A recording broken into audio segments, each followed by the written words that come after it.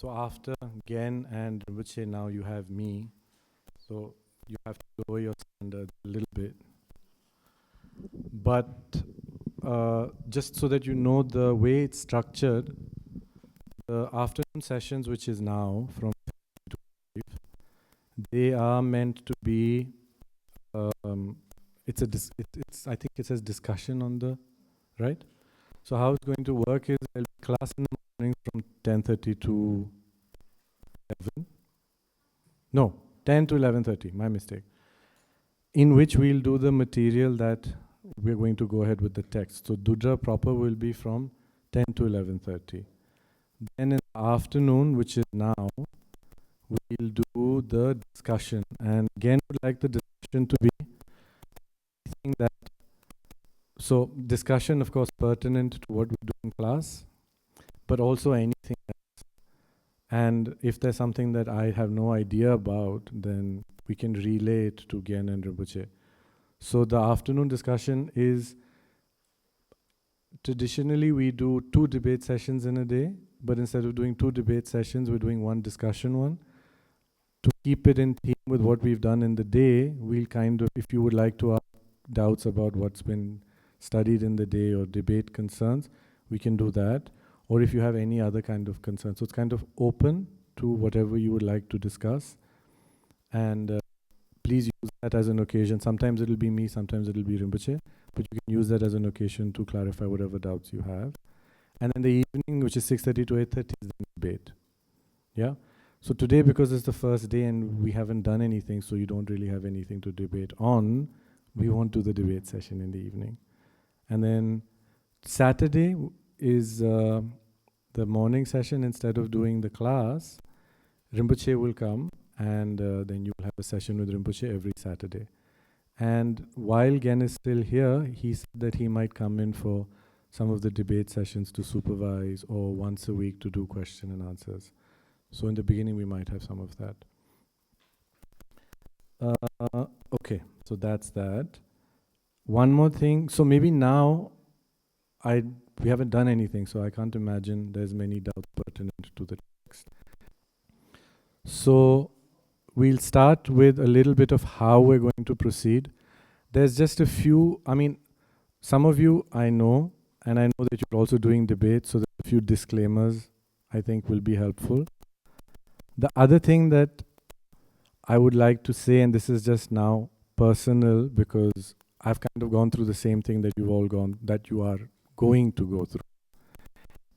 So with that, there will probably be moments where you kind of feel like it's pointless, or you don't see the point of it, or you don't understand how it's useful, or you feel like there should be grander things or more relevant things that we should be doing. When that happens, please try and remember, it's like if you're trying to learn a new language with the intention of studying a Buddhist text, you still have to start with the alphabet, and you have to start with learning basic sentence structure and grammar. And while you're doing that, if you remember why you're doing it, you can also stay motivated in the phases that don't seem as interesting. But if you don't do that, then you can't read the text. So if the idea is that we're trying to study the way Gen has laid it out, which is actually very traditional in its approach and is very complete, and you have that very lofty goal, which is the final goal, but in the meantime, when we start doing what we're going to be doing from now, if you feel like you don't understand how it's connecting up or how it's relevant, or you feel like you can't understand how it's useful, then please use this afternoon occasion or the one with Rinpoche on Saturday to clarify your doubts, because it's very normal in the beginning to feel inspired and learn something new, but then 1 month in, when you see that we're talking about trying to find a solution for ignorance, and we're doing all of these kind of very tricky, slippery, almost technical things, you don't see how these connect. And that's one of the biggest obstacles that at least I've seen, and I've had myself, Westerners or non-traditional people who study debate. And it even happens for traditional societies or traditional scholars. The difference is that they already learn debate when they're young. So by like 18, they already have this skill. We're acquiring the skill later. So it's like learning a new language later on in life. Just please remember that when you feel a little it might happen. We've seen it happen. So when it does happen, please find a way to speak to someone or voice your concerns or voice your thoughts and find some clarity about that in case it does happen. Yeah? Okay. Also, for those of you who have done some debate, what Gen said this morning is absolutely accurate.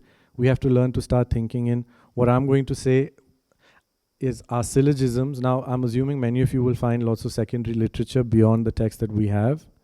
And when you read it, you will find a lot of translation differences or preferences of different authors and different translators who have chosen to translate things with different terms.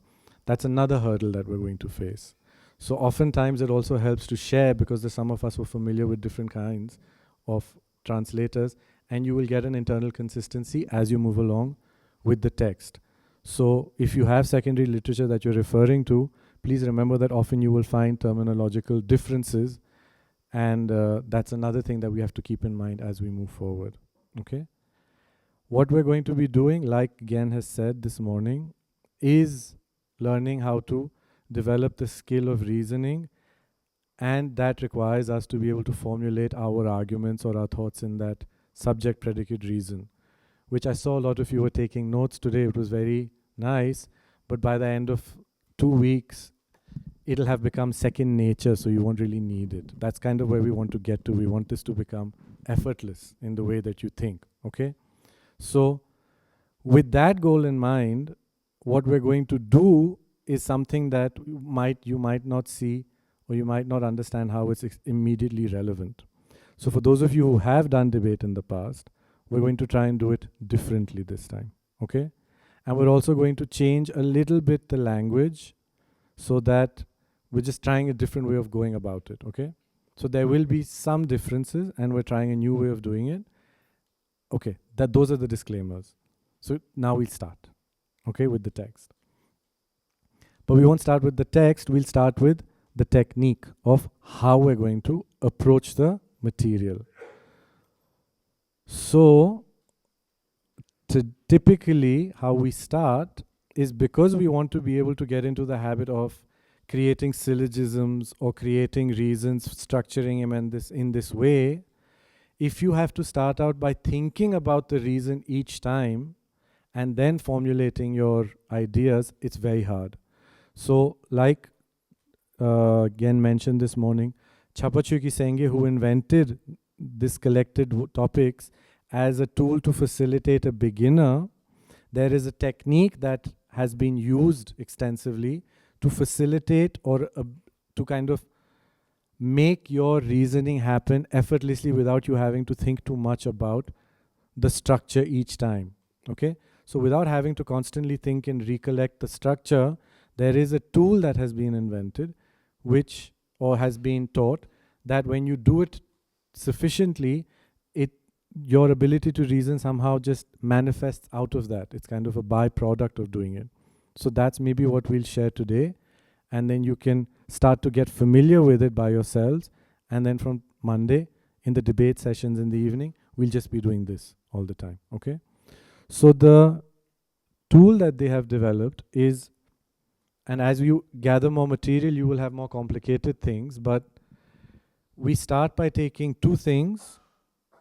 We'll start by taking two things, any two things right now, and seeing what we call the possibilities between them, okay? So some of you have done this, you're very familiar with this, so you're okay with that. For those of you who are doing it for the first time, when you talk about possibilities between things, I think, again, there's different English translations. Some people translate it as mode, some people translate it as relations, there's various things, okay? Basically, what we're trying to do is we're trying to see how two things may be connected to each other and how they fit in a certain scheme. So first we understand the scheme, and then we understand a seemingly convoluted way to inquire about this scheme. So the scheme that we check, or the kind of possibilities that we have, are technical. We have technical terms for them, so maybe this would be helpful if you, I don't know if you want to listen to it first or write it first or just memorize it and use it. That's entirely up to you. Whenever you take two things, they will either be what is called mutually inclusive with each other, they will either be mutually exclusive with each other, they will have a relationship of three possibilities, or they will have a relationship of four possibilities. Yeah? Are any of you familiar with this? Can I have an idea? For whom is this totally new? Like completely new. Okay, excellent. Good. It's meant to be also for people Naga, please don't do that. For people who it's totally new, okay? So don't worry about not knowing it already. My job is to try and make you get it for the first time. So we're not expecting you to know it. Yeah? Okay? So an easy way that you do this with illustrations, maybe you should have a whiteboard and draw it out. Would that help? Yeah? Yeah, can we get the whiteboard?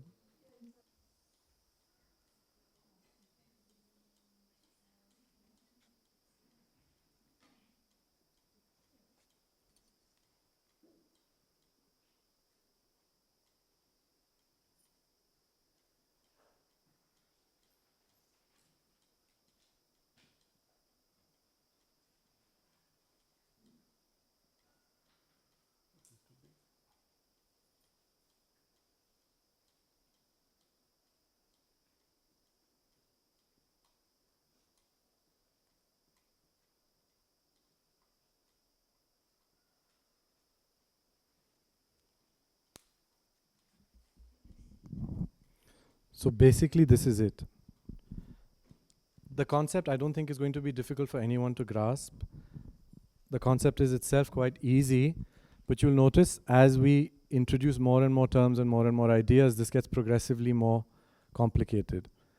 The complication is resulting in you having to think about it more, and in that thinking in a certain format, which we'll do right now, this starts to gradually give rise to your ability to form syllogisms. So there's an entire process in which it works, okay?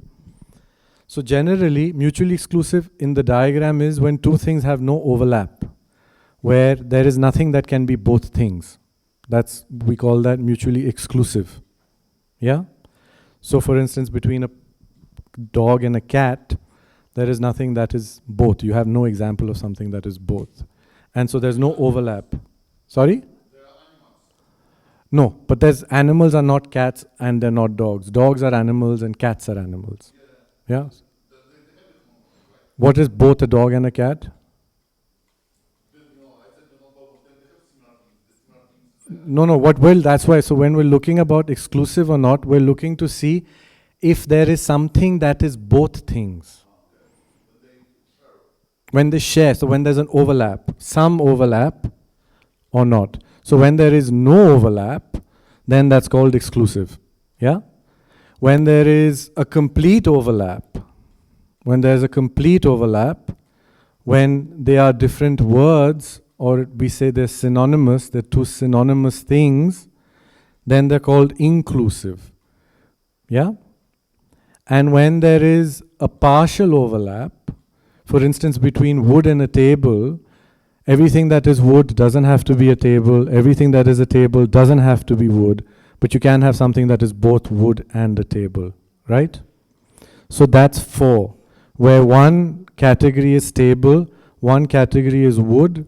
There is some category of wood that has no overlap with table. There is some category of table that has no overlap with wood.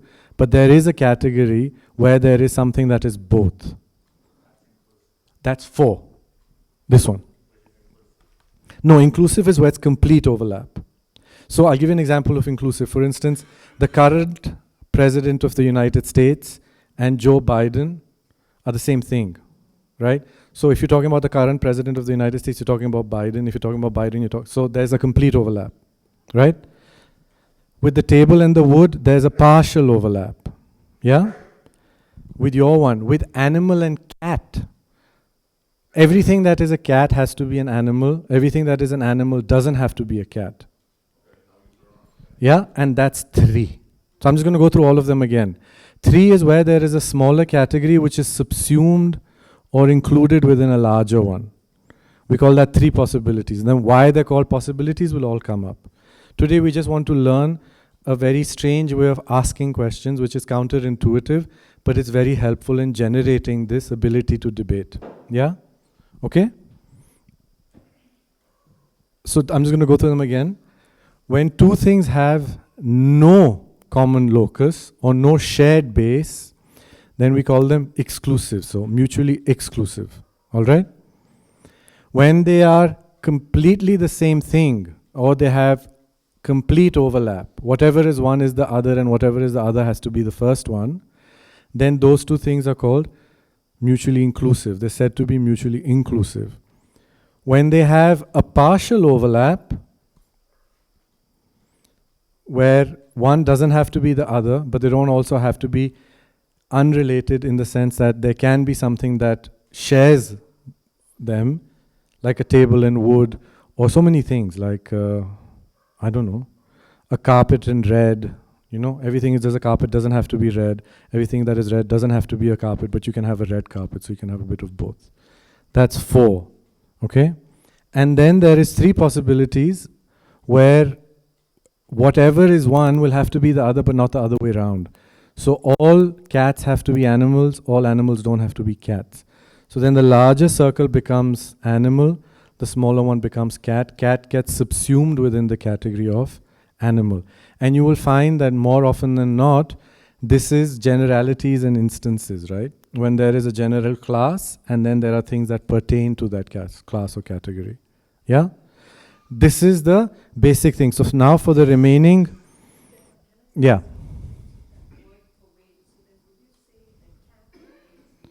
So let's not use the word pervade for now, because then we'll just get confused. Let's just use very basic English until we're familiar with it, and then we'll start introducing the more technical things later.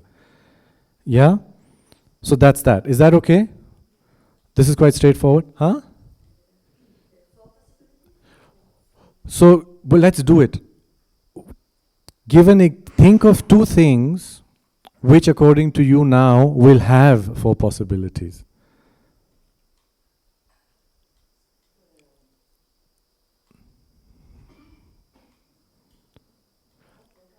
Anything. For example, I keep using book and paper. So if it is a book, it doesn't have to be paper. If it is paper, it doesn't have to be a book, but there is something that can be a book and made of paper, like a paper book, right? Okay. So many. Like, can you think of anything else? So maybe let's do this. Also, our classes are supposed to be very interactive because we're doing debate. So we have 2 mics. One is a floating mic for you, and one is for the person who's going to be here. So this is going to have to be more in a discussion style kind of thing, okay? So I'm going to put this over there so that I'll sit. And then please just come up with a few examples and we'll just test them out. So I'm going to ask the old people who I'm familiar with, who I know have done this, just to start launching a few, and then we see. So just give me some examples of 4, Kelsey.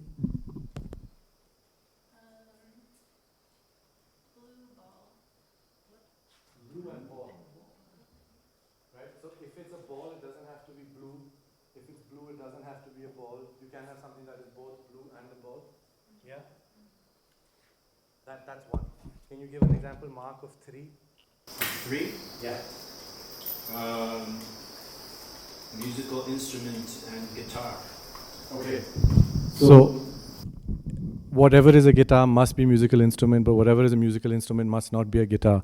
So the guitar would be the smaller circle, yeah, and the guitar and the musical instrument will be the larger one, right? Fenderel, can you give an example of exclusive? Hot and cold. Hot and cold, right? Whatever is hot cannot be cold, whatever is cold cannot be hot. Inclusive, this is kind of hard actually. Inclusive, can you give an example of inclusive? Yeah, there, now we're getting philosophical. Yeah, so according to Buddhists, abiding and disintegrating are mutually inclusive, right? Whatever is abiding is disintegrating, whatever is disintegrating is abiding. Yeah? Do you want to try? Do you want to try one? Can you also tell me your names? I'm very bad, it'll take me like a week to remember them, but then by the end of it I'll have it. Jason, can you give me an example of 3? Yeah. Spiders and arachnids, right? So which one is spider in that little diagram there? It's the small one, and arachnid is the bigger one, right? Give me 4, yeah.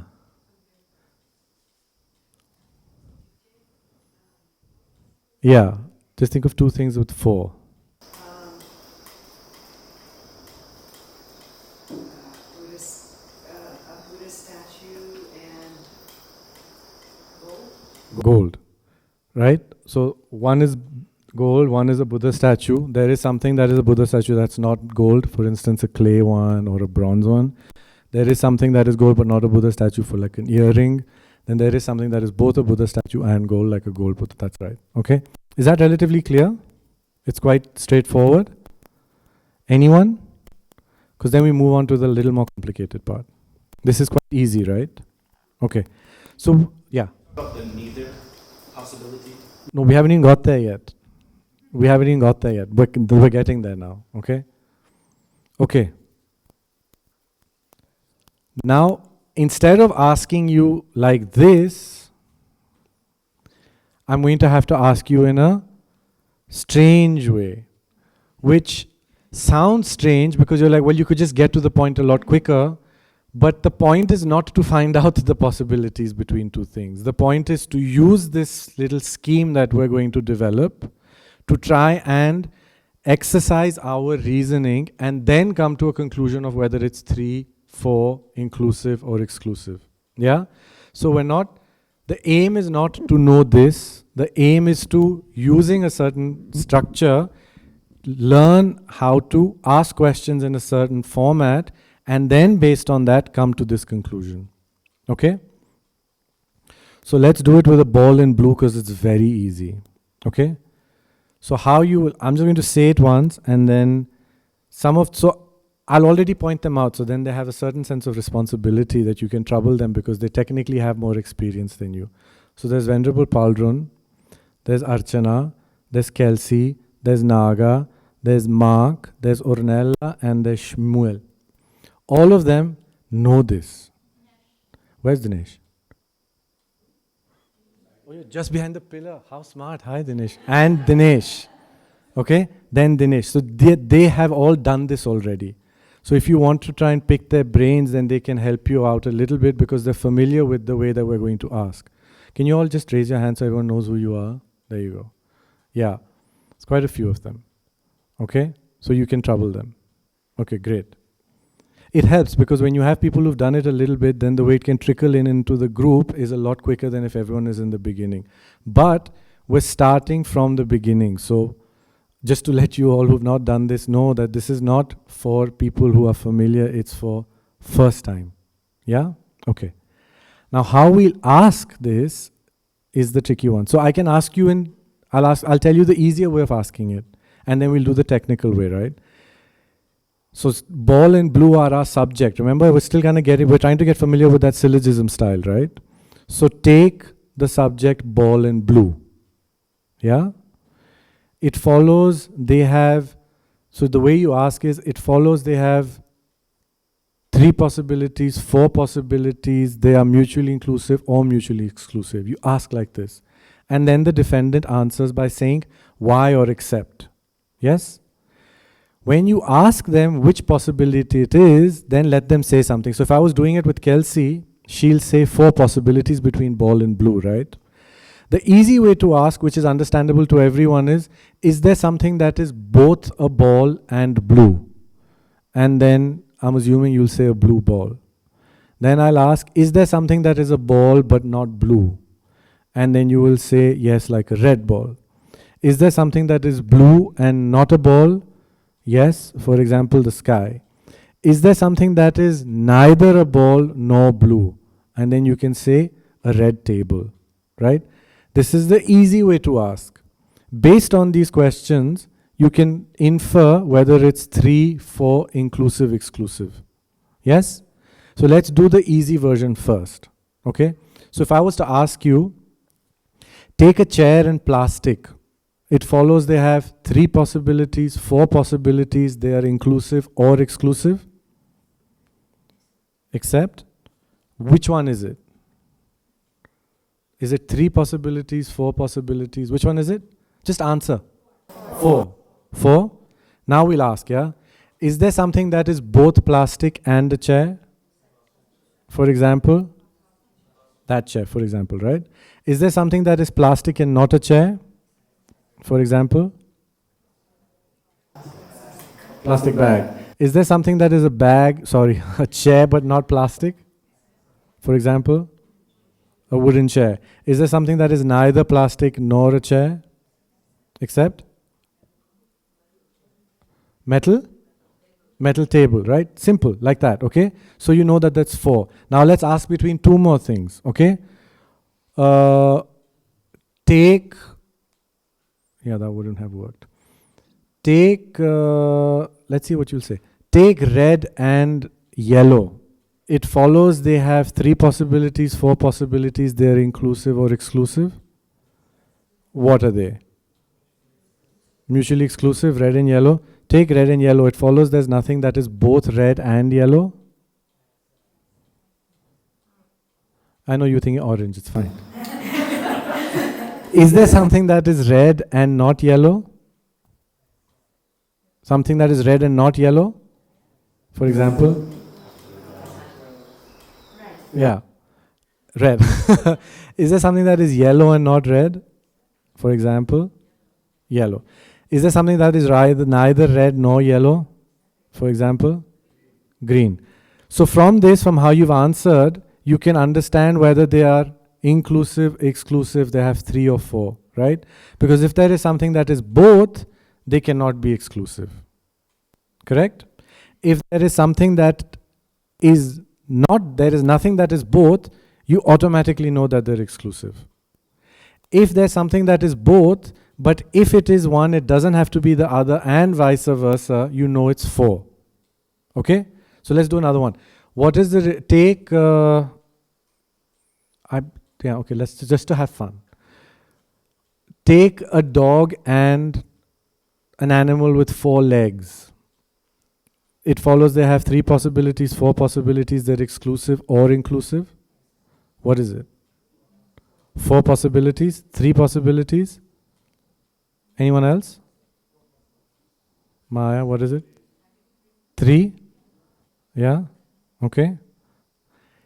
Is there something that is both a dog and has 3 legs and an animal that has 3 legs? Did I say 4? Okay. Is there something that is both a dog and has 4 legs? For example, Frida outside, right? Is there something that is a dog but doesn't have 4 legs? For example, a 3-legged dog. If it is an animal, is there something that is an animal with 4 legs but not a dog? Yes? For example? Many. Is there something that is neither a dog nor an animal with 4 legs? For example? Huh? A table. Anything, yeah. Then the last one, you can go very creative. You can go as far away from things as possible. Okay? So it's done, right? But now, with cat and animal, do it with cat and animal. Wait, cats are felines, right? Yeah.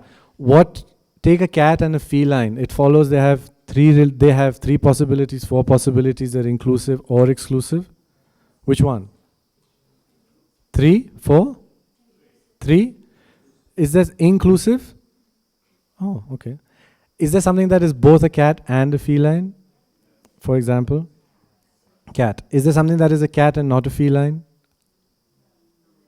No, right? So you can already tell that cats have to be subsumed within feline, so automatically you come to 3. If it is a feline, does it have to be a cat? And, for example, you have now a basis for debate. Does that make sense? The word subject is also synonymous with the basis for debate, right? You have a basis for debate right now.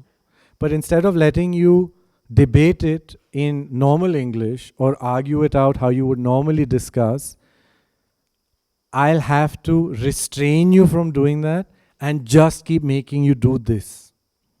Because once you get sufficient practice with this, the second you disagree, you will be able to engage with a syllogism. Right now you'll have to say, wait a minute, but what about like a jaguar? Do you think a jaguar is a cat? No, it's not a cat. And that's all we can do right now, right? We don't have the skills to reason it out in the syllogism. So to not let that happen, I'm going to have to hold you back. But when you are not in my, under my vision, you please try and restrain yourself. Because this is the other problem that we have in debate. That we very quickly revert to our ways of thinking and discussing because we want to get to the point of the discussion. We want to make sense of it. Yeah?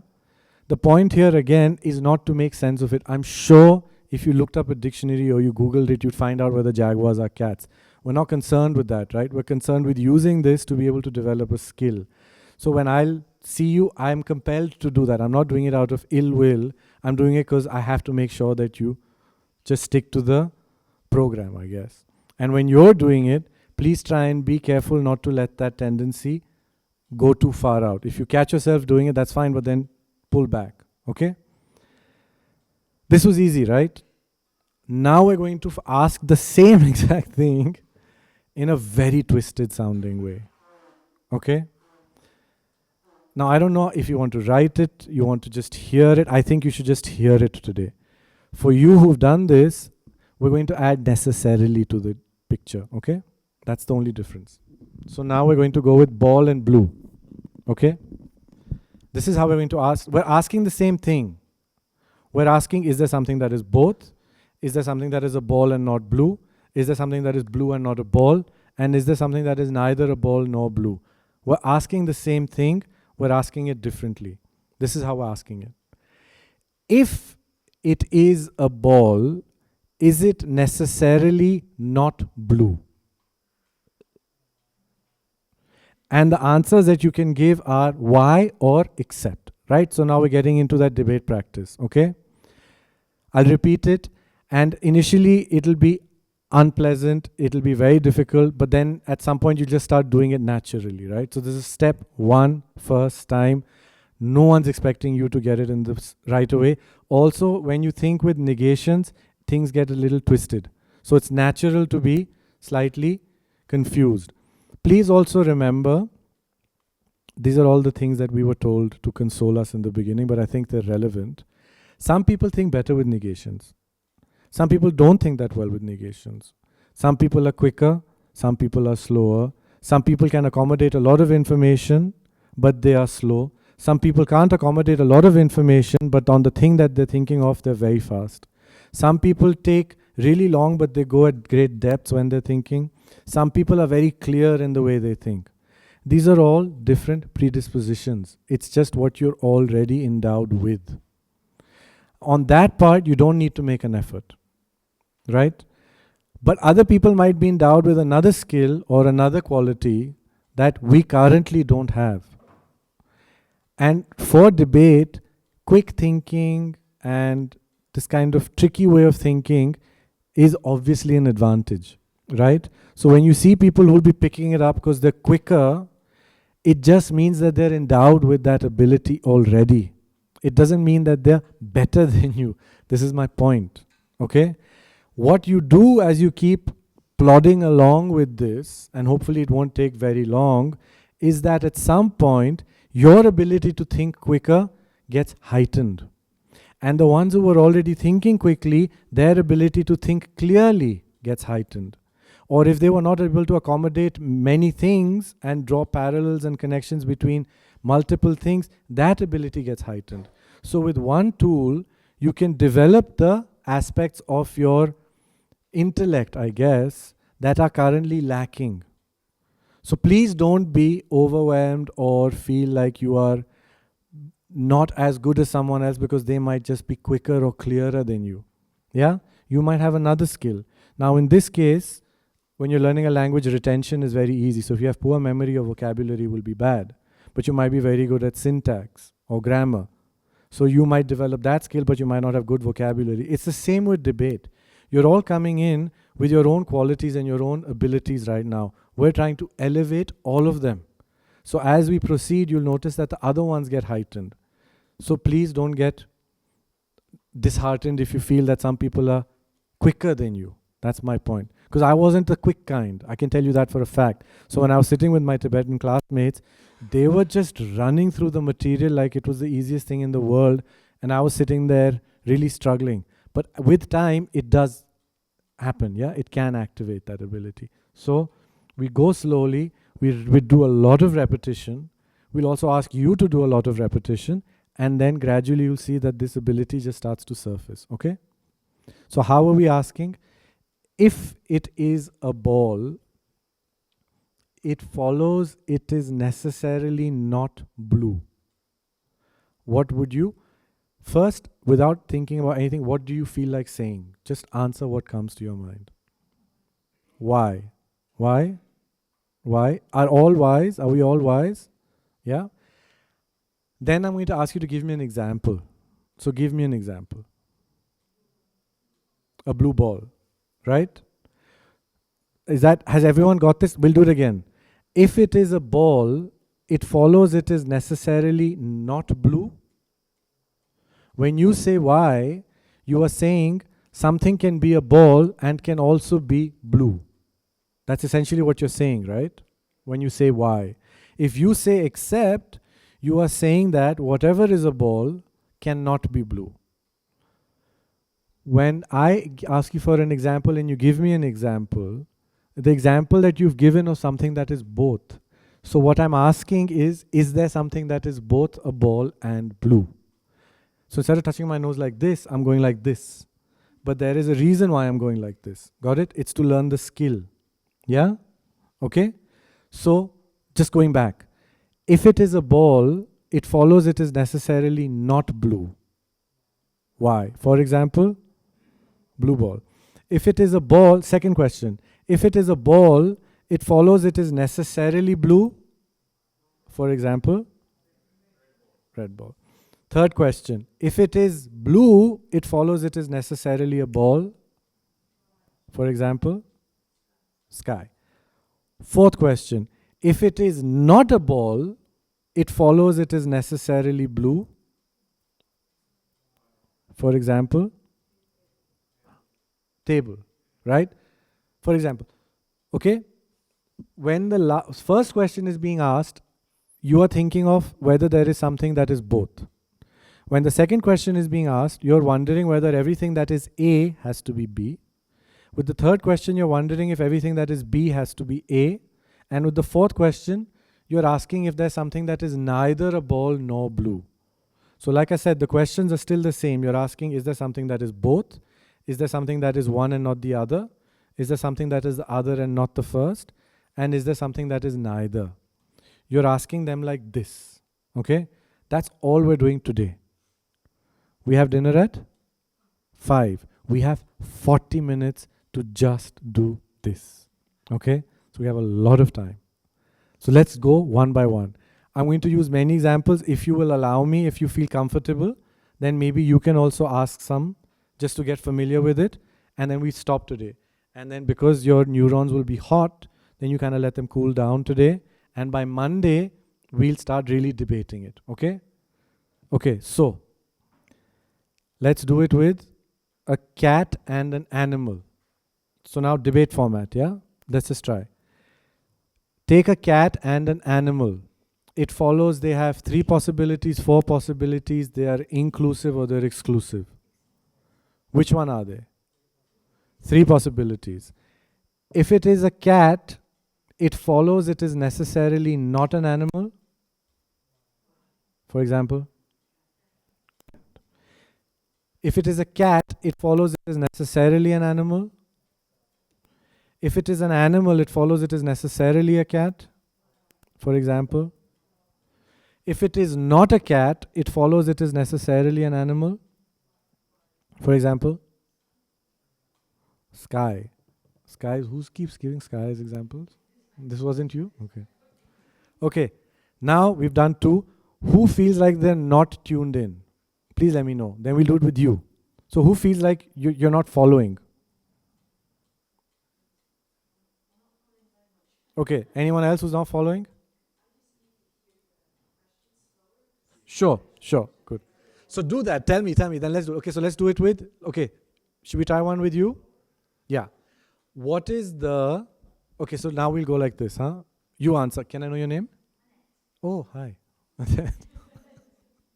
Okay, so Annette, yeah. take, where are you from? English? Okay. Take Annette and someone from England.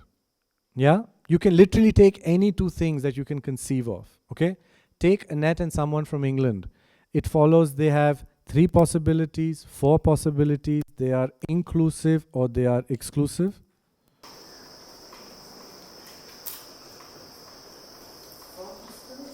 So, just to start getting into the debate thing, I asked you a question with a subject and a predicate, why? Okay, why? Or except. Yeah?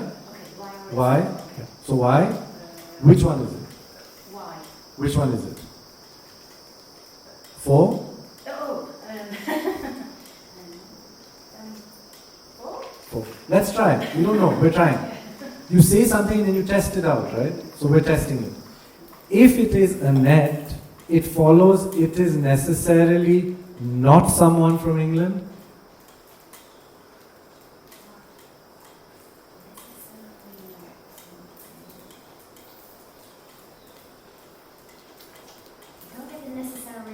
And that is precisely where we all get stuck on day one. That's so natural. Now look, if I asked you differently, is there something that is both a net and someone from England?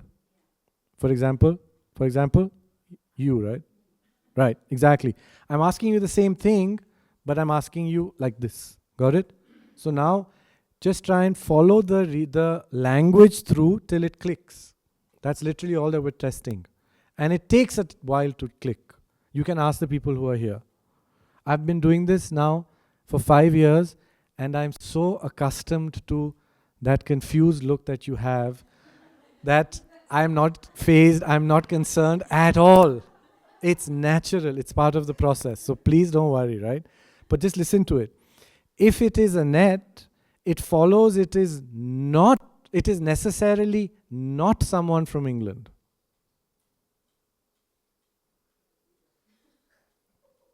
Yes? An easier way to say it. Everything that is a net has to be not from England. Agree or why? For example,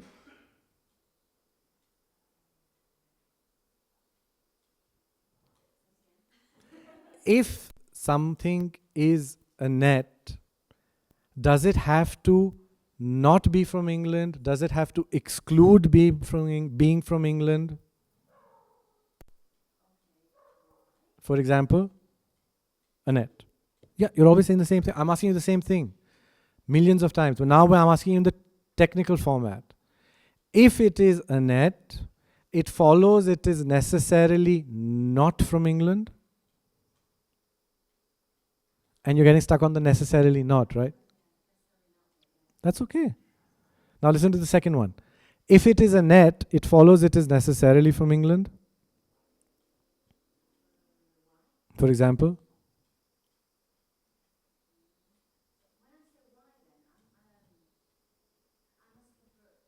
example of something that is a net but not from England. Because you're saying everything that is a net is from England. You're saying why, which means you're saying something can be a net but not from England. For example, Belgian Annette, for example. Queen of, sorry, where? I learned some history also on the side. Belgian Annette, Spanish Annette. If it is someone from England, it follows it is necessarily Annette. The Queen of England, now you can say the Queen of England, right? Okay. If it is not Annette, it follows it is necessarily someone from England. If it is not Annette, it follows it is necessarily someone from England. For example,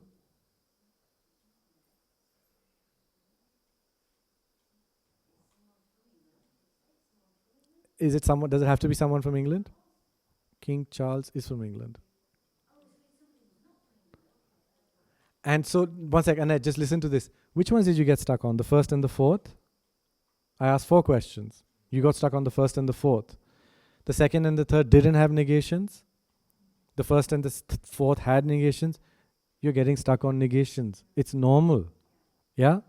So, my suggestion to anyone who's feeling stuck like this is, listen to it again and again, try and make sense of the sentence, and then when others are answering, try and follow. Because one great advantage of learning debate in a group, possibly the only way that you can learn debate in a group, is it's not so much the individual effort that you make, but it's also the effort that everyone else is making that you can absorb a lot from if you don't tune out when other people are doing it. So if other people are doing it, the sheer force of repetition, it's like passive apprehension. You can watch a lot of movies in another language and learn a language, right?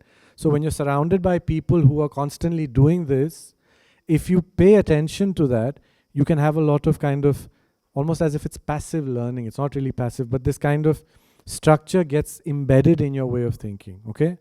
So you know that you're getting stuck on the negatives.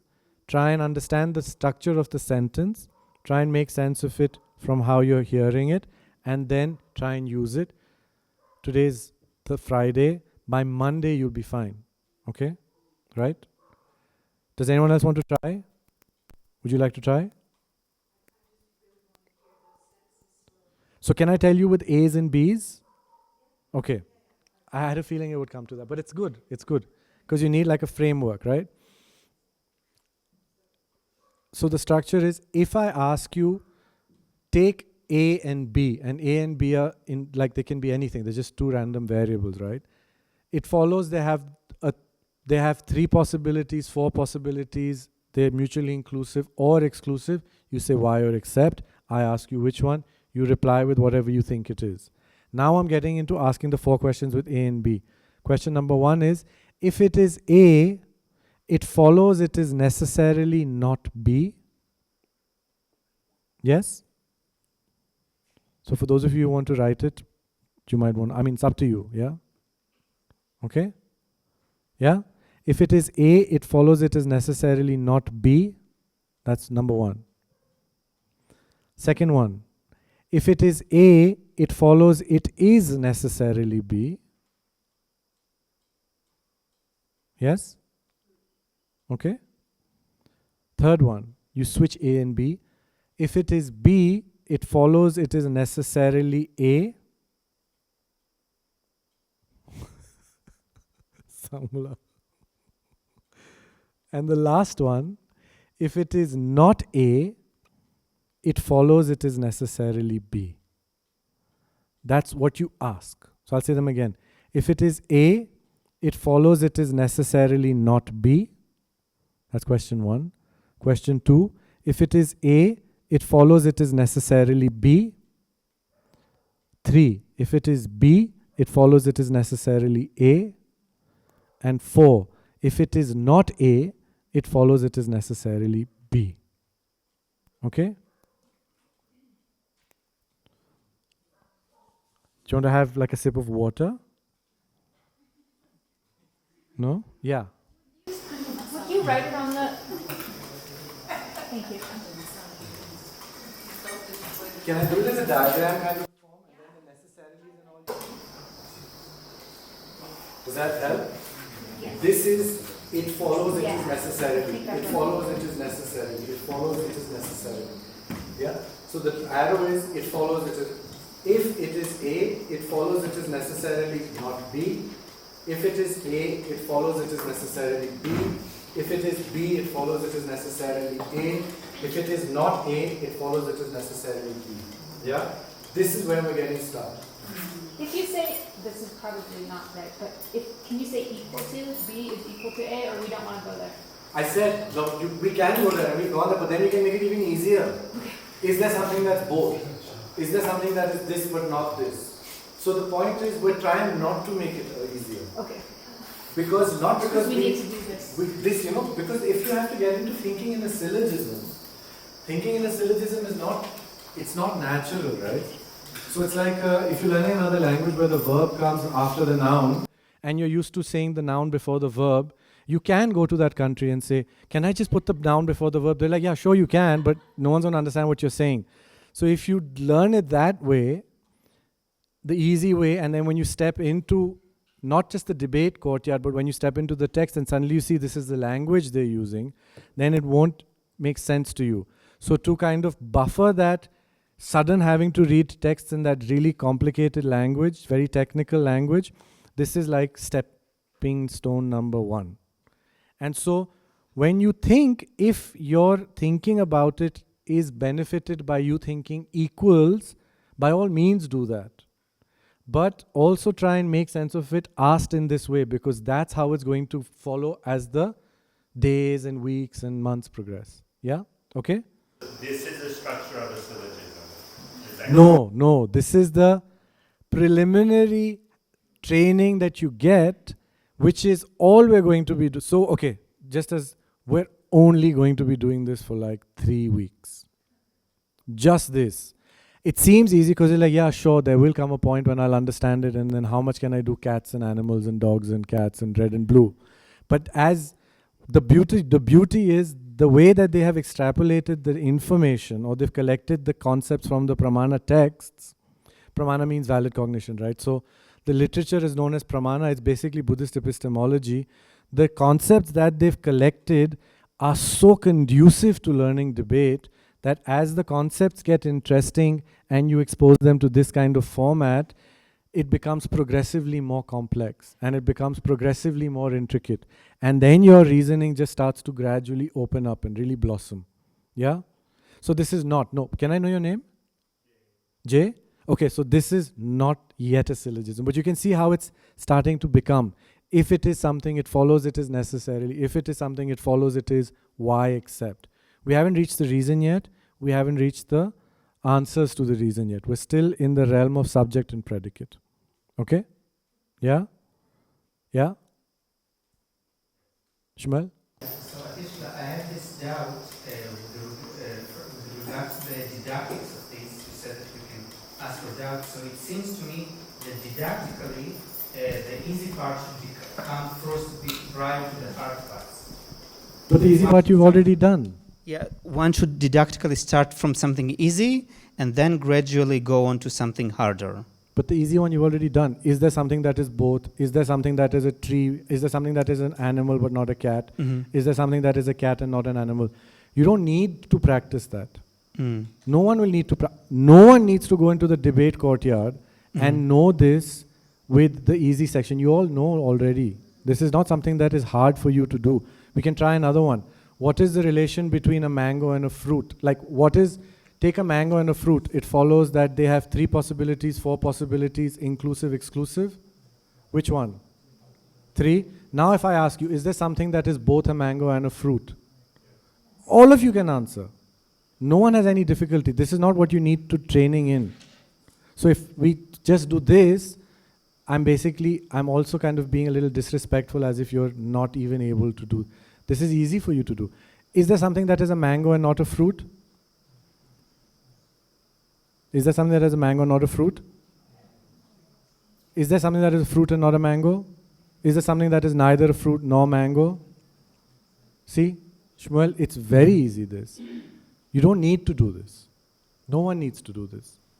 What you do need to do is learn to start wording it like this, because the both, one not the other, other not one and neither, is something that we already have been doing our whole lives. It's quite easy for us to compare these two.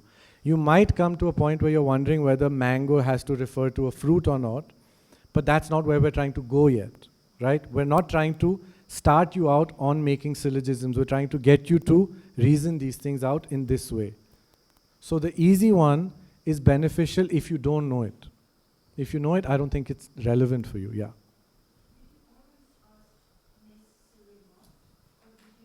No, see? I always said necessarily not. Yeah, exactly. Not necessarily. It's necessarily not. Yeah? Okay? How much time do we have? It's funny how there's a clock there that's perfect for us to know the time, but the reflection of the light doesn't let you see it. No, it's fine. 25, okay. This is all we have to do today. Okay? Does anyone want to try? Would you like to try now that you have the format? Yeah? Can I please know your name?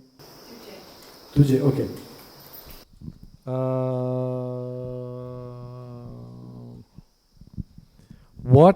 Take a Yeah, take a Bodhi tree and a tree. The Bodhi tree and a tree. It follows they have 3 possibilities, 4 possibilities, they are mutually inclusive or mutually exclusive. So a Bodhi tree and a tree? Yeah. Mutually inclusive? Why? First start with why. It follows Oh, they sorry, have that. sorry. So if you say they don't have any of these, then you say accept. If you say they have one of, why? If you say they do have one of these, then you say accept. Just to get into that habit. So I'm asking it again. accept. Take accept. tree and Bodhi tree. It follows they have either 3 possibilities, 4 possibilities, they are inclusive or exclusive. Yeah, accept. Which one? Mutually inclusive? Inclusive? Okay. If it is a tree, it follows it is necessarily not a Bodhi tree. So wait, if it is a tree. Yeah, I'm getting stumped on the knots. So you and Annette both. But that's fine. I had this a short while ago. Yeah, and then I lose Yeah, it. it's like that. Yeah. It's like mist. It comes and suddenly it vanishes Yeah. again. Yeah. So, if it is a tree, it follows it is necessarily not a Bodhi tree.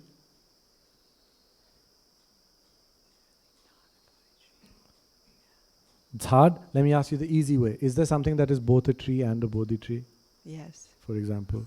a Bodhi tree. See, I'm asking you the same thing. I'm actually asking you the same thing. Yeah, I know. So maybe you can start to correlate the two, but if the correlation then leads you to not consider the tricky way of asking, then it takes away from your ability to kind of get into that habit. Yeah? So, first one, I'm asking you the same thing, but differently now.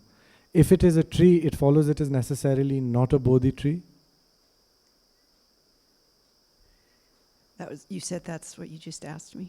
Just, yeah. If it is a tree, it follows it is necessarily not a Bodhi tree.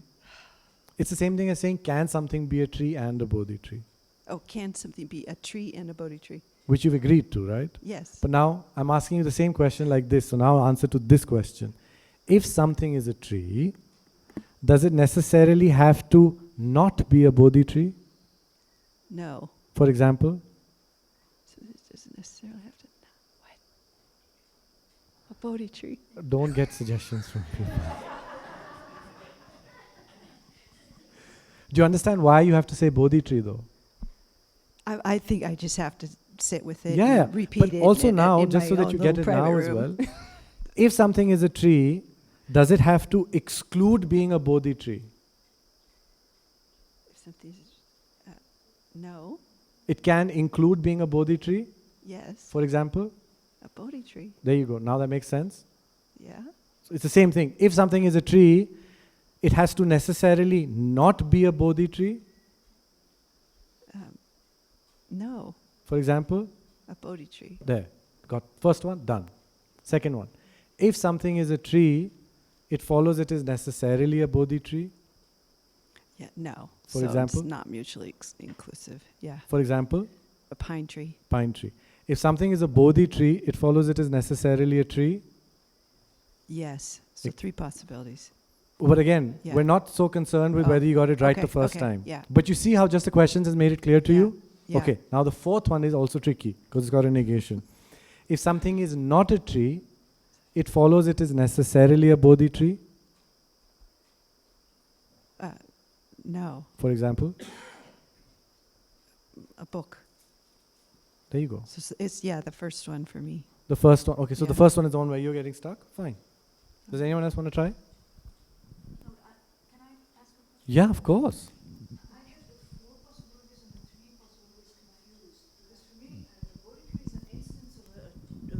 So why are we calling them 3 possibilities or 4 possibilities? Okay, do you want to get that now?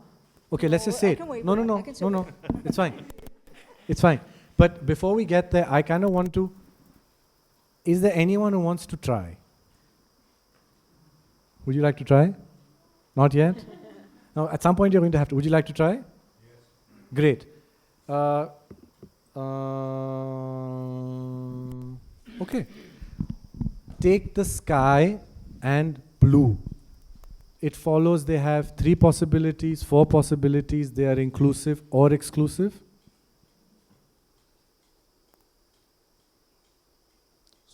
Three possibilities. Okay.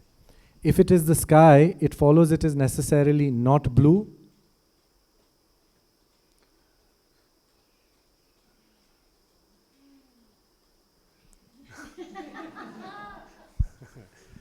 Same problem. There you go. But it's no. Now let me ask you differently. Is there something that is both blue and the sky? Yes, a blue ball. Both blue and sky. Sky. Okay. No. There's nothing that's both blue and the sky? The first question, is there something that is both blue and the sky? So I'm struggling with the English at Sure. also. So Sure, no problem. No, can I know your name? Martin. Martin. Okay, Martin. So, is there something that is both? So, Both. let's leave both. Is there something that is blue and also the sky? Yes, the sky. The sky, right? That's the first question. Now, with this necessarily not is where we're getting stuck. So, let's do it with the non-tricky way. Is there something that is the sky and blue? The sky, you said. Yeah. Is there something that is the sky and not blue? Blue ball. The sky and not blue.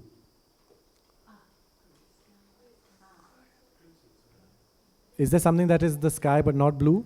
Yes, red sky. Red sky. Is there something that is blue and not the sky? Blue ball. Blue ball. Is there something that is neither the sky nor blue? Chair. There you go. That's it. This is the easy way of asking it, right? Now the tricky way of asking it is the way that we did before. That's where we're all going to get stuck. So Martin, Annette, Tuje, we're all just stuck on the same point. But now I think if we went digging, maybe 90% of us are getting stuck on that one. Yeah? So, do you want me to ask you again with the tricky way? Do you want to try? Yeah, for sure. Let's do it. If it is the sky, it follows it is necessarily not blue.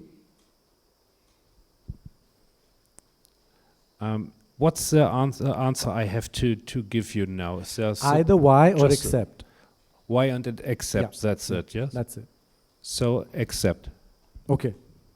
Whatever you think. First question. You said accept. That's fine. If it is the sky, it follows it is necessarily blue. Why? For example. Red sky. Perfect. If it is blue, it follows it is necessarily the sky. Why? For example. Blue ball. If it is not the sky, and there's another not here, if it is not the sky, it follows it is necessarily blue. No. For example. Why? Chair. There you go. So the first one for you is tricky. Yeah? Yeah, first one is tricky. Fine. That's fine. There's another way to say the first one. The structure of the question. Yeah. I'm. Yes, that's a problem. Yeah, that's very normal. That's totally normal. Do you want to see how you can get good at it? Kelsey, I'm going to put you in the spotlight. Do you want to see how it can happen? Kelsey, take something that swims and something that flies. It follows they have 3 possibilities, 4 possibilities, they're inclusive or exclusive. Something that swims and something that flies. Except. Swim. I mean, you don't have to swim like this, or however you swim, right? Except. What is it? 3 or 4 or inclusive? 4 possibilities. 4. If it is something that swims, it follows it is necessarily not something that flies, Why? for example. A flying fish. If it is something that swims, it follows it is necessarily something that flies, Why? for example. A tadpole. If it is something that flies, it follows it is necessarily something that swims, Why? for example. A seagull. Maybe that's a bad one. Maybe that's a bad one. A hawk. A hawk. If it is not something that swims, it follows it is necessarily something that flies, Why? for example. A cell phone. A cell phone. That's how easy it becomes, right? It's just practice. It's just practice. We've not done this. We haven't rehearsed this, by the way. You can check with her later. It's just practice. Yeah? Okay? Okay? That's literally all that we're asking. Yeah? Okay. Does anyone else want to try? Would you like to try? Not yet? Would you like to try? Maya, you want to try now after you've asked me all those? I haven't given you 3 P's and 4 P's, yeah? Okay. take light and white. Okay? Oh wait, let's go like this. Take fire and hot. It follows they have 3 possibilities, 4 possibilities, they are inclusive or exclusive. 4 possibilities. Fire and hot, huh? Okay. No, it's fine, it's fine. You said 4. It's fine. No. Wait. Just go with it. It's fine. Just go with it. If it is fire, it follows it is necessarily not hot.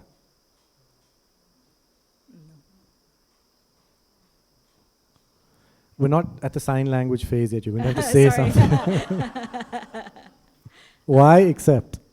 Why? Why? For example, Fire? if it is fire, it follows it is necessarily hot. Except. If it is hot, it follows it is necessarily fire. Why? For example, Sun? sun. If it is not fire, it follows it is necessarily hot.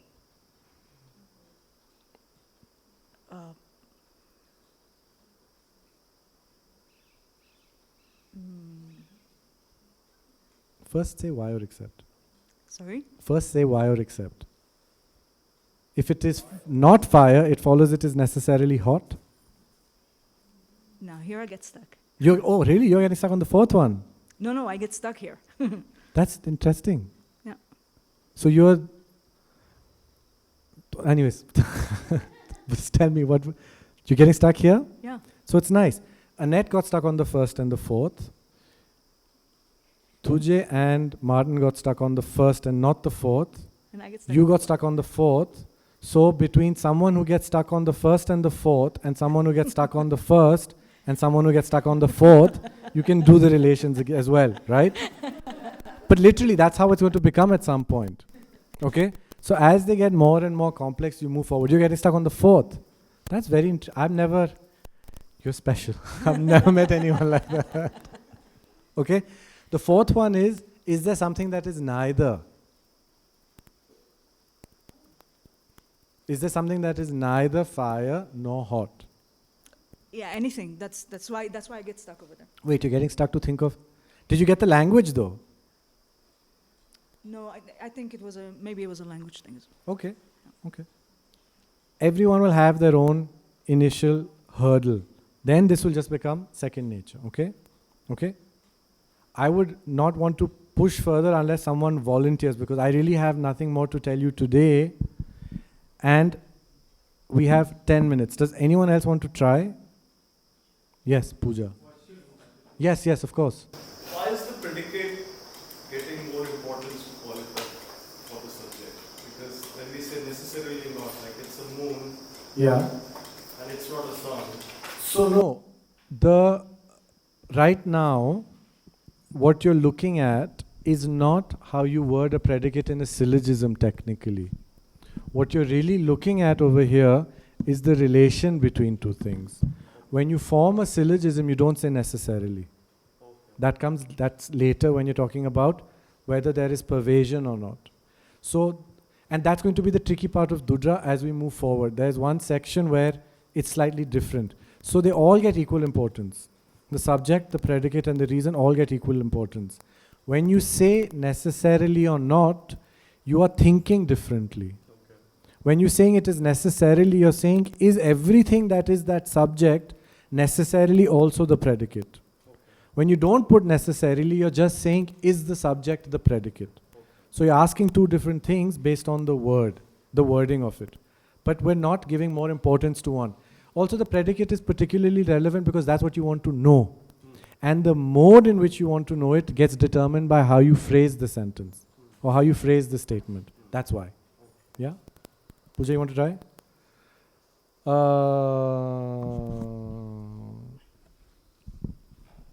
Take Frida and the dog. It follows they have 3 possibilities, 4 possibilities, they are inclusive or they are exclusive. You're all forgetting this except. First start with except or why and then get into the thing. Just so that the habit starts from the beginning. Yeah? Yeah. Which one? 4? Yeah. Okay. If it is Frida, it follows it is necessarily not a dog. Why? For example. Frida, the dog. If it is Frida, Yeah. it follows it is necessarily a dog, Why? for example. Frida Kahlo. If it is a dog, it follows it is necessarily Frida, Why? for example. Coco. Coco. If it is not Frida, it follows it is necessarily a dog, Why? for example. Simba. Cat. Cat symbol. Okay. Yeah, there, that's it. That's it. Okay? Okay, great. So, can we just do one thing? I also want to show you a little bit from the text where we'll be reading from. So if you have the text, just pull it out. We'll start from here. In the contents, part 2, knowable objects, phenomena in general. Yes? So we start from there. And what we'll cover this year, I mean in the first month, we'll try and finish Dudra in the first month. We'll try and do Tariq in the second month, towards the end of the second month. And then the first chapter, we'll try and start it while we're doing Tariq because they connect with each other, and then we'll close with the first chapter by December. So that's how we'll progress. In Dudra, we'll be doing more this than anything else, so that you're just get familiar with this. And then once you get familiar with this, then we'll start to actually reason it out. And then we'll do Tariq, which is it's just focused on reasoning. And then when Tariq starts coming to an end, then there is a discussion in Tariq which connects with the first chapter. That you don't have. I'm still working on it. So I'll give that to you later. Okay? Okay. In Dudra, we'll be doing the phenomena in general, the essential nature of physical entities, the 5 sense objects. And then we won't be doing any of the rest until other presentations of ascertainable objects. That's all we'll be doing. Yes? Okay? How it's going to work is that the other thing that is a little bit difficult for us is I'm going to have to ask you to start memorizing definitions. That's an indispensable part of debate. Because if you don't have and they're not hard yet, they get slightly longer in Tariq, but if you don't have a definition memorized, you're always carrying this with you when you're going to debate. And if you always have this when you're debating, it's taking away from your time in debate, because you're always going to have to go and check and counter check, and then you'll both have to agree on what page you're on. And that, in the limited time that we have, and the limited opportunities that we have to always take a book and always have to refer to it each time you're asked something is very detrimental to your time spent well. So slowly, and they're not very long in Dudra, if you start learning these definitions, it just makes your life so much more pleasant. And when you are debating, you quickly both have a common shared language, and then you can debate the concepts. So the 3 things that are hard for us to do are: 1, keep sight of this and attaining Buddhahood and liberation. They seem like very distant. That's one that's really hard to do. The second thing that's really hard to do is not fall into our old habit of too much talking and stay clean within the structure. And the third thing that we have a hard time doing is memorizing definitions. Because we tend to have this as a bit of a crutch that we always carry with us. And now you have it on your phone, so it's not even like this big chunky thing that you have to carry, right? So that's going to have to slowly start getting in. Yeah. In the text, so if you look, there's many definitions. Each thing has a definition. So those definitions, if you memorize, it makes it very easy to debate.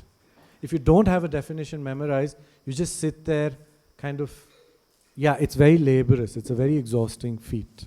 Are the definitions like on a glossary, or you're saying throughout the book? They'll be here. I'll mark them out. So the classes will typically be, I'll introduce the subject that we're doing at hand. I'll of course introduce it by the definition. We'll read a little bit from the text about the relevance of it also, because there are discussions that I had in a certain context.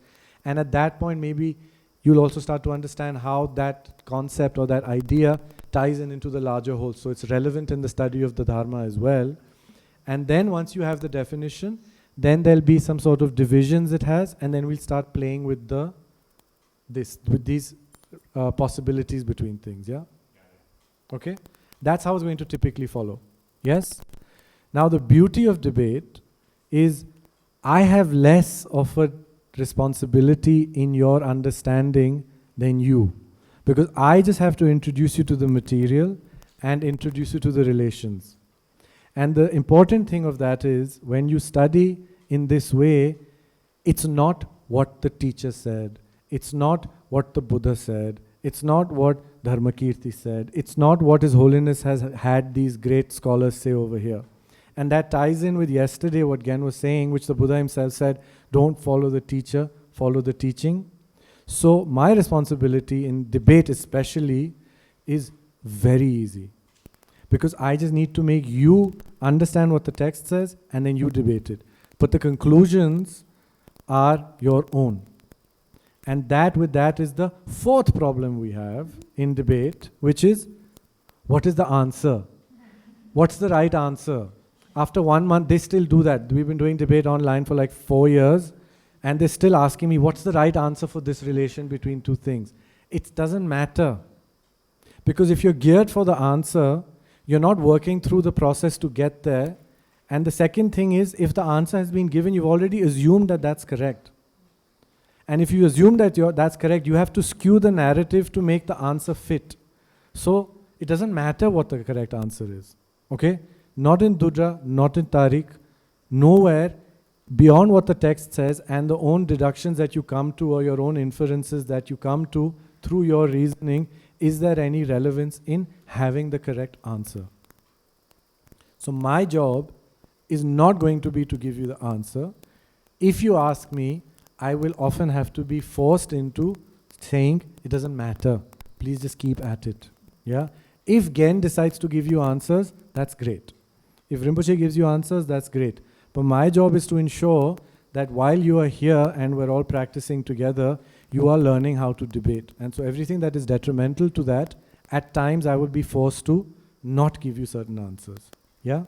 So that's the fourth thing that we need to slightly keep in mind. Yeah? Yeah, Shmuel. So Atisha, so if the answer had not been important, then the Buddha would not have taught the Four Noble Truths as the truths which are directly accessible to the Noble Ones. He would have just taught us the methodology of debate and some definitions without teaching the Four Noble Truths itself. If the answer was important, then there wouldn't have been 2,500 years of literature discussing and debating on the Four Noble Truths. Because everyone who has debated on the Four Noble Truths has come to a different conclusion. The Prasangikas understand the Four Noble Truths in one way. The Chittamatras understand it in one way. The Vaibhashikas and Sautantrikas understand it in one way. The cause of suffering is different for all the Buddhist tenets. So which one is the correct answer? Which one are you going to pick? In the commentary, Lama Tsongkhapa says this. He says something very beautiful. He says, actually there was another Tibetan scholar called, he was relatively recent. He said it's Gindun Chumbel. He's written in the beginning of his text, he says, if the correct answer were important, who are you going to rely on? I'm going to rely on my teacher. Why is your teacher correct? Because my teacher relies on Lama Tsongkhapa. Why is Lama Tsongkhapa correct? Because Lama Tsongkhapa relies on Chandrakirti. Why is Chandrakirti correct? Because Chandrakirti relies on Nagarjuna. Why is Nagarjuna correct? Because Nagarjuna relies on the Buddha. And then, but so does Asanga, so does Vasubandhu, so does Dignaga, so does Dharmakirti. Why are you picking one over the others? Because the Prasangikas are the highest. How do you know? Oh, I know because when we read the text, the Prasangikas are the highest. That's not true. The Chittamatras refute the Prasangikas. The Vaibhashikas refute the Prasangikas. The Sautantrikas refute the Prasangikas. The Svatantrikas refute the Prasangikas. The non-Buddhists refute the Prasangikas. Why are they correct? So if an answer is given and you take that to be the correct response, you're doing a disservice to the teachings of the Buddha because the Buddha has not given a correct response. What the Buddha has said has been interpreted totally differently by different people, and they all have reasoning, they all have quotations to back it up. So at the end of the day, that's why don't rely on a teacher, rely on the Dharma. Don't rely on the eloquence of their explanation, rely on the meaning of what they're saying. Don't rely on the meaning that is temporary, rely on the meaning that is definitive, And then don't rely on a conceptual understanding, rely on your realization of it. Because if you start seeking for answers that are correct, you will all pick Nagarjuna. Because he's like the coolest of the lot. Like everyone loves Nagarjuna because he's considered the best. But Asanga and Dharmakirti and Dignaga, they didn't agree with Nagarjuna. So why do we put him on a pedestal and not someone else? You follow what has been said, you listen to the answers that they give, and then you try and reason them out and see if they make sense for you. And the day that they make sense for you, and you can hold that position because it is correct for oneself, then Nagarjuna's answer is the correct answer. But there is no correct answer. Which one is the correct answer? So the Buddha taught the 4 truths. Everyone understood it differently. There's a sutra in the 3rd turning where Maitreya goes to the Buddha and says, hang on a minute. In Sarnath you said this. In Rajgir you said this. Clearly you can't be wrong, but you're saying totally contradictory things. Which one is the correct one? And the Buddha turns around and says, oh, there's a 3rd version. The first is not correct. The second is not correct. This is correct. Which one are you going to pick? The first, second, or third? So why is there a need to teach the truth at all? Why not just teach debate as a methodology and that's it? But that is what they've done, no? That's what the Pramana Vartika is. That's what we've been saying. All Indian texts, all these texts that you have, when you read them, they all give their own opinion. But like the text said, the way that they do it is they first say, this is how others believe this to be. Let me refute that. This is what I believe it to be. Then there are objections to what I have said is true. Let me answer to those objections. So the presentation of your position is not in isolation from argumentation, debate, and reasoning. That's an inherent way to present the teachings. His Holiness always says it, Gaksha Pongsum it's called, refuting an opponent, positing one's position, and responding to debates. You saw it this morning. That's how all texts are structured. You will not find a prescriptive text. If you read an Indian text or a Tibetan text, you don't find prescriptive Buddhist literature. It doesn't exist. So why didn't the Buddha give us debates and leave it at that? He did. That's what all the masters have done. If you read any Indian text, it's just a lot of debates after another. The 4 noble truths, there is no debate there is no refutation. Of course there is. Opponents. There is just a positing and there is no counter. This is the truth of suffering. The debate is the opponents are going to say, no, it's not. What are you saying is the truth of suffering? You're telling me that everything is the truth of suffering? I don't agree with you. They've already said that. When they say, what is the truth of suffering? What is identified as the truth of suffering? The first one is your sensations that are unpleasant. The second one is pleasant sensations. There's already a debate on that. And it's in the 2nd chapter. You'll do it next year. Certain people say, sensations of pleasure are not suffering. Why are you saying that to me? A third person says, your one, neutral sensations are suffering. I don't agree with you. So the Buddha has just said, this is the truth of suffering. But in that statement, he said, everything that you experience is the truth of suffering. There have been huge debates that have arisen on this. Because not everyone accepts that. All Buddhists will accept that. But that Buddhism arose in a context which was dialoguing with other traditions. So the non-Buddhists will say certain states of samadhi that you cultivate are not the truth of suffering. So Shmuel, there is a debate. Then the Buddha said these are the causes of suffering. Karma and afflictions. The Buddha said grasping at a self is affliction. In the 2nd chapter there is a debate. The non-Buddhists say grasping at a self is the path to liberation. It's not an affliction, it's a correct mental state. Which one are you going to follow? Cessation is possible. There's another position. There's 16, they're called 16 aspects of the 4 noble truths that reply to 16 doubts on the 4 noble truths. You can't teach the 4 noble truths without the 16 aspects, and each one of these 16 aspects is responding to 16 debates. So this teaching on the 4 noble truths devoid of discussion and debate is not possible. Yeah? If you look at the 16 aspects, they are responding to 16 opposing views. The opposing views for the first one are things are not impermanent. Things are not the nature of suffering. Things are not empty. Things are not lacking a self. These are the 4 positions that you have to remove to understand the first truth. The second one is there are no causes. There is only one cause. There is a permanent cause, etc., etc., etc. So for each one of the 4 truths, there's 4 doubts that have to be removed. And within that, then there's subsequent doubts. So it's not possible to discuss the Dharma without having doubts. Yeah? It's unfortunate. I don't know how else to say it. I wish it was so easy that someone said it and you got it and it was done. But if that was it, none of this would exist, no, unfortunately. So the idea, I think, here is whether there are doubts outside or not is another issue. The doubts outside are kind of, they're like guidelines for when you sit down and you do it and you go through it yourself. Those are the kind of doubts that might arise for you. So if you want to gain conviction in the teachings of the Buddha, you might have to go through those stages of removing those doubts. Because if you sit down and you say everything is the nature of suffering, I doubt all the 7 billion people on this planet will completely agree with that statement. So everyone will have a series of objections or reasons that they will need to go through to get conviction of those things. And that's why there are all these debates that have been taught. So the question is, do you know how to navigate your own doubts? If you know how to navigate your own doubts and you know how to remove them, excellent.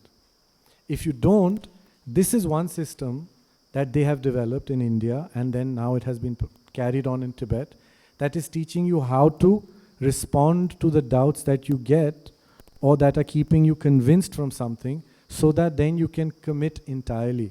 So like Gen said yesterday, unless you know what the truth of suffering is, unless you know what the causes of suffering are, unless you know cessation is possible, and unless you know what the path is, to take refuge in the Buddha, it's not complete. It's not a complete refuge. Because tomorrow someone might come and say something else and you get derailed. So then how is the Buddha your great object of refuge at that point? That's why they do this, right? Okay? Yeah? Okay.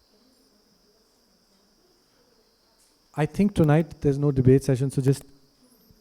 Oh, everything. Everything that you're going to be seeing from now on is all examples. Stones and hard. Buildings and tall. Anything. Thrones and ornate. Human and nun. Human and monk. Anything. Everything is an example. So if you want to try, and I'm not... We thought with Gen that we'll not let you... It's too much, too fast. So just take it easy. But if you do want to try this and practice it and rehearse it a little bit, everything is your field of inquiry. Yeah? Tables and square, tables and round, carpets and soft, fans and, I don't know, golden, lights and paper lights, anything. You can take any 2 things that you are observing in that very moment. Deity and Tara, Tara and white, Tara and yellow, yellow and deity, male deity and deity, female deity and deity. Anything, right? So just if you want to practice, you have your world of experience and perception is your one for rehearsing it. Then when we get technical with the material, then we'll start doing we'll do rehearsals on what it says in the text. So as of now, we'll just stop with that, okay? So tonight, Gannett suggested you just take it easy. If you want to meet and try and pick their brains, then please do. Otherwise, tomorrow there's Serkong Rinpoche, and then from Monday, we'll start with the class and the debate completely, okay? Can you just do the...